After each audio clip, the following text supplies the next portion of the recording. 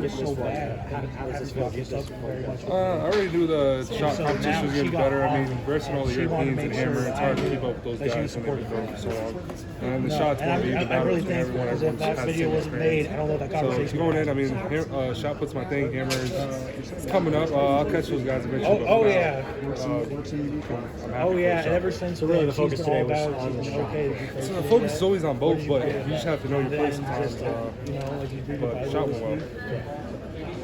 Did you feel a little that was fatigue coming out amazing. here? I know. Yeah, it's Everything definitely happens a big for thing when you wake up appreciate early. it. I've been up since 10 o'clock, and you compete at 2 to 3, and then you sit around for an hour and a half, and then go compete and shot. And they also had the delay in the middle of the meet for like half an hour. So my legs were pretty dead, and I still hit that last throw. I guess it's just from no one being ahead of me, and I had the free throw. You always hit a free throw. And yeah. What was the meal you were having over there before getting the competition? Oh, you saw me in? We had like Hawaiian food, just like some chicken and rice, but at least I had some like teriyaki sauce on it to make it not as plain. But it's just a small meal to keep me up. Is that a circumstance where you have two competitions in one day? That's something you do? Yeah, this and regionals I eat like Subway, but it's usually hard to get food in the middle of meet because someone has to leave and get you food on the right time. You have to time it up correctly, or you're going to be tired from eating too much food. So eating a little small meal like that, it works out, depending on who you are. Do they not have a variety of food in Lexington other than Subway? Subway's right there on campus. Either that or Chick-fil-A, but I'm not eating Chick-fil-A before my meet starts. So. Yeah, for sure. What's it mean to win shot put title here?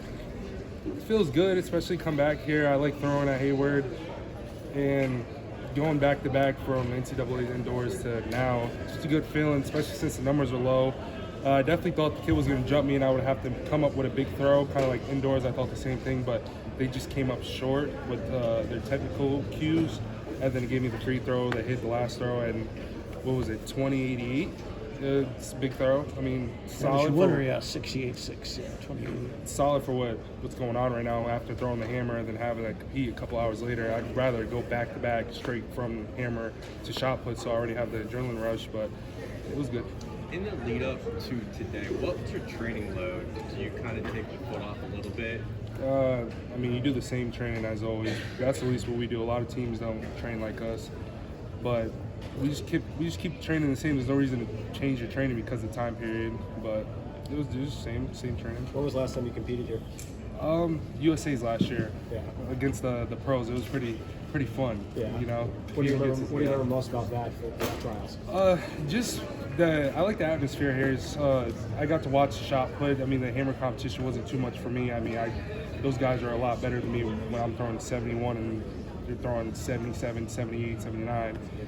I was just pretty much being able to watch it front row, but other than that, just watching the shot put, because that's where I'm driving at right now. So being able to come back and throw the shot put against those guys, I think it'll be a fun one. I think you guys will be surprised with my performance. Yeah, I would say having that under your belt from last year, how do we feel going in, especially since it is an Olympic trial year? I mean, same thing as always. I'm improving in the hammer. I feel like catch these guys in the hammer. Shot put, I'm just going to go out there and throw. There's a lot of good guys right now. They're all chasing world records right now, so that's just going to be fun like last year. And the hammer, I'm trying to make the team. I mean, competition. I don't care who's in the competition. I'm not scared of anyone. Nobody makes me nervous. When you won in Boston, you had said that was the crown jewel for John. Yeah. This is the first men's throwing title in any implement. So if that was the crown jewel, what's this? I mean, I just finished what he wanted us to finish. He got a title in every conference, I think, and he has a title in every event in SEC right now. And can't say much about Coach John. Everybody knows his stats say what he is. He's a great coach, amazing coach, top coach in my opinion. What are the next couple weeks going to look like for you training-wise as you get ready for trials? I mean, same thing as I'm doing now. I mean, there's really nothing to change in training unless you change a couple ball sets up to get a feeling, depending on how your training's working. But I'm not going to change anything. It's going to be the same thing I've always been doing, same reps. It's all about getting reps at this time period. You can't change much at all. Yesterday, Jada Ross said she has 2 lucky shot puts. You got the same thing?